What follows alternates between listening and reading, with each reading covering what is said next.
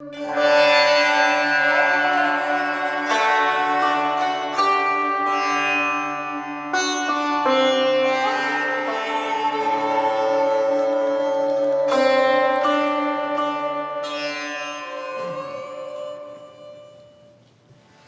morning, everyone.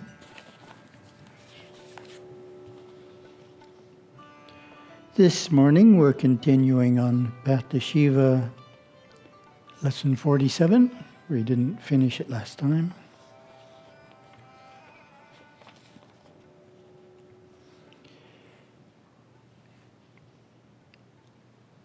Meditate on a subject of your choice.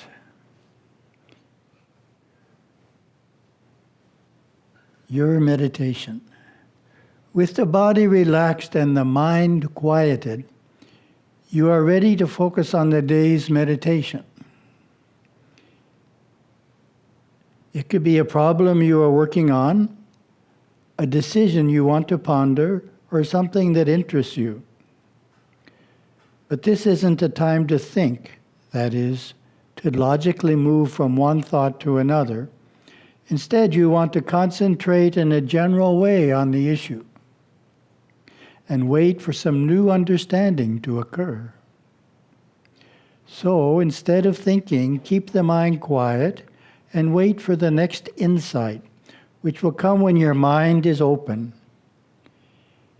In this way, you can tap into your superconscious mind. Next section, or meditate on 5 forms of Shiva consciousness. Shiva Chaitanya Panchatantra. When you are really good at meditating, you can try this advanced one. The discipline is to concentrate on 5 forms of Shiva consciousness, one after another. Vital breath, prana. Concentrate only on your in-breath and out-breath. Try to experience them as Shiva's will within your body, then as the pulse of the universe, divine will in action. All-pervasive energy, Shakti. Become conscious of the flow of life within your body. Try to see this same universal energy within every living thing. Manifest sacred form, darshana. Hold in your mind a sacred form such as Nataraja, Shiva Linga, or your Satguru, and try to experience that form as Shiva himself. Inner light, Jyoti. Look within your mind as if you were looking at an inner TV screen. Remove the images and thoughts, and you are left only with light. Concentrate on that light. Sacred sound, nada. Listen to the constant high-pitched E sounding in your head like a humming swarm of bees. Usually this can be heard first in one ear, then the other. Try to balance the sounds until the E sound is centered in the head. And the last section, coming out of meditation. Reverse the 7 steps. When you are finished meditating, reverse the steps you took to go within. Feel the spine, then the energy of the spine returning out to the parts of the body. Feel the nerves of the body, then your breath. Finally, become aware of the body's warmth. Then your posture. Open your eyes, chant Om 3 times, and your meditation is complete. Every time we go within, our life is enriched. Gurudeva said the only bad meditation is the one you did not do. This is from the first Mamsani. Anyone doesn't recall what the Mamsani are, they're the very simple Shum murals. There's 12 of them, one for each month. And just to make sure we didn't forget them, Gurudeva had them carved into the pillars of Viravan Temple. So guaranteed to last 1,000 years. First one's on inner light. This is Gurudeva's description of the process. Our first Mamsani tells us to not only meditate upon it during vigil, after our worship and before sleep, but all through the day. Yes, we must constantly be looking within ourselves all month during our waking hours. Throughout each day, try to see the light within the mind. Have you ever stopped to think that the light that lights up your thoughts, even when you are in a darkened room, is the light of the mind? That is true. Try taking the image out of the mind, and you will see that only light is left. Just before you go to sleep each night, while you are thinking and visualizing the happenings of the just completed day, the images that you are seeing are set apart, distinguished by light, shadows, and color. This is the light of the mind that you are seeing, but this light is taken for granted. We do not often think about it. We are too involved in the pictures that we are making. The practice to be mastered this month is to consciously remove the pictures and only see Balikana, the light of the mind. Even in our dreams, there is light which lights up the colors of the scenes that pass before us. Truly, each and every one of us is a divine being of light. Yes, you are a divine being of light, and this you will truly realize by becoming aware of the light within you. Adjust yourself to the realization that you are a divine being, a self-effulgent, radiant being of light.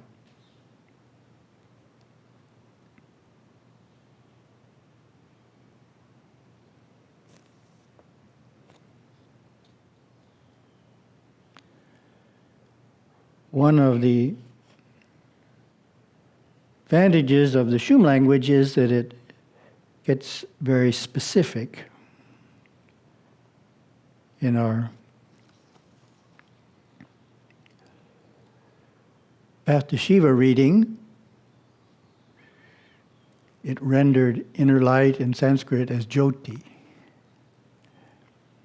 If I were to ask 100 people what exactly is Jyoti, I'd probably get 100 different descriptions, right? Because it's just a very general term. It doesn't have a specific meaning, and that was one of the reasons Gurudeva developed the Shum language, was to have terms that were more specific. And the light we're talking about, this light of the mind that lights up the images, the Shum word is Balikana, and this is the definition of Balikana. Seeing light by looking out upon and through the fourth dimension of the mind. Visualize a tree, then remove the tree. The light that remains is Balikana. It is the moon-like glow that remains where the mental pictures used to be. This light is the light of the mind and is generally not taken for inner light as such, but accepted as a natural function of the mind. This light does not come from the fifth dimension, but is a different kind of light. It is the light of the conscious mind that lights the thoughts. Even if one has not yet had his first fifth dimensional inner light, Ifche experience, Balikana can be isolated and enjoyed.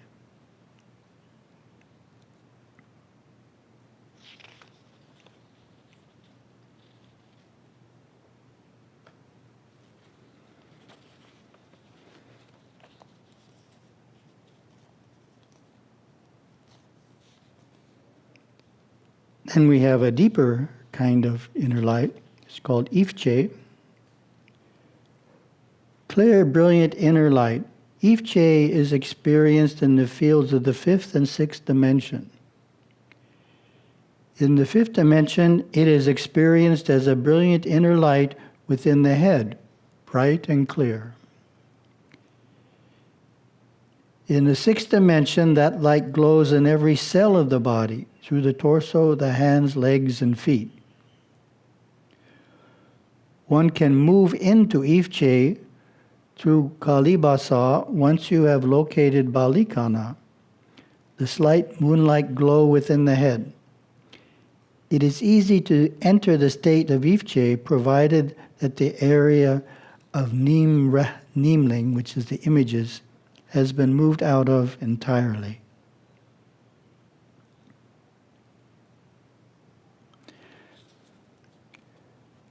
This points out another aspect of the Shum language. The first aspect was it gives precise names for what's going on inside of us. We just don't have Jyoti. It's a general term. We have Balikana and Ifche, and distinct definitions of each. But then the second point is we can first attain Balikana, and then from Balikana we can move into Ifche. So it's giving us a way to experience Ifche. It's not saying, okay, sit down and experience Ifche. It's saying, sit down, experience Balikana, and then from Balikana, move into Ifche. It's very, step one leads to step two. You don't try for step two first. Gurudeva explains this. Balikana is the major fourth dimensional portrait of the sub-second world in this Mambashum. So he's talking about one of the 52 Mambashum. And it is from the state of Balikana that today's meditation begins. Only with the transmuted energies resting firmly in Remche Nali through the nadis Shodhana Pranayama, that's this one, which is done before the meditation begins, can we hope to even begin meditation and experience the ultimate of the Balikana Mambashum, which is, of course, Ifche, the clear white light. So we don't move during Shum meditation. Therefore, when you're doing this exercise of cross-breathing, you have to do it before the meditation, because we don't move once we start.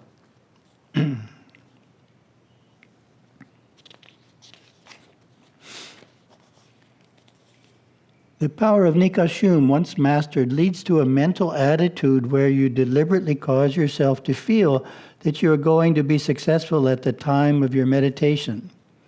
Indrawing the force from Alikaishum into Renamchevum, from Renamchevum into Bivumbika, from Bivumbika into Remche Nali, from Remche Nali into Kaling Kasim, at which time Milinaka and Ifche are experienced. This deliberate command and feeling that you can command as you sit locked in Shumnam begins the experience of Nikashum.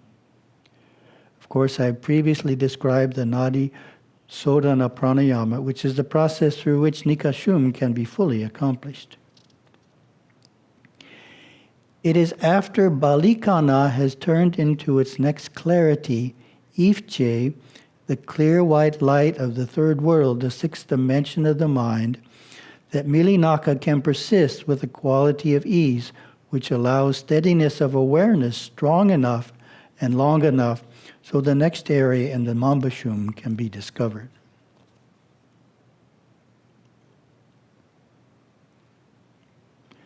That's the three processes. Then there's Balikana, the moon-like glow that remains when we take away the images, leads to Ifche, which experienced in the fifth dimension is in the head, and when experienced in the sixth dimension is throughout the body, which leads to Milinaka, which isn't defined here, but Milinaka means a sustained Ifche. It doesn't go away. Just because we finished our meditation, it doesn't go away. We're able to sustain it. Those are the three steps. And thank you very much.